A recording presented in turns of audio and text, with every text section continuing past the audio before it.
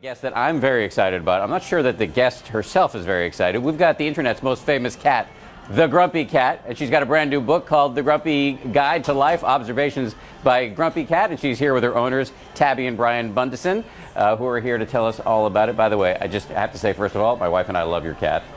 Thank you. Love your cat. So there are lots of inspirational self-help books out there. This book, however, is a rich treasury of deep cynicism and antisocial sentiments. What is the message you are trying to get out to your readers? Basically, Grumpy Cat's just trying to give some insight on how to live a grumpier life. Do you think this could be helpful to people? You know, absolutely. It's kind of like the other side of the road. You know, everybody's got a situation they need to respond to, and this will help with that.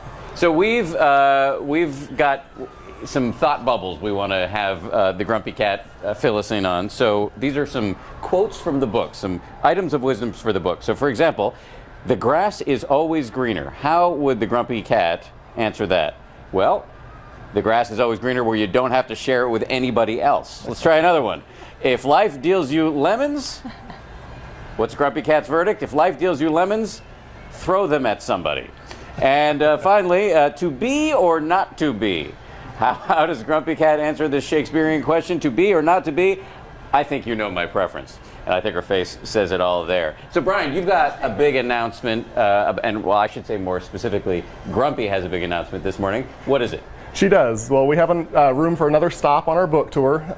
We're with Chronicle Books, and they're hosting the Grumpytown USA contest, where fans can submit their online ideas to bring Grumpy Cat to their hometown with the hashtag Grumpytown USA. So we've actually come up with some potential ideas if people want to get ambitious. You can offer to throw a parade for Grumpy. You can also offer to make Grumpy a local photographer for your city hall, maybe the mayor's personal photographer, or the mascot of your local professional sports team. And one final question. She had a cameo recently on The Bachelorette. Can you tell us about that, Tabby? I think they had a frown comparison there, and I'd say Grumpy Cat won that one. Between Grumpy and Andy Dorfman? You think? Yeah, well, I would say Grumpy wins that hands down, although Andy's is not bad. Yeah. And we have to say before we let you go that the cat is actually quite sweet, notwithstanding her facial expressions. She's a sweetheart. Very, very friendly with strangers. Absolutely. And I've been petting her all morning, and I've been in the meanwhile pulling cat hair off myself obsessively. Thank you both really very much for bringing the cat in this morning. We really appreciate it. And we should say The Grumpy Guide to Life, Observations by Grumpy Cat, is available right now. It came out on Tuesday. And to learn more about the contest and see Grumpy's crankiest advice, go to our website, goodmorningamerica.com on Yahoo.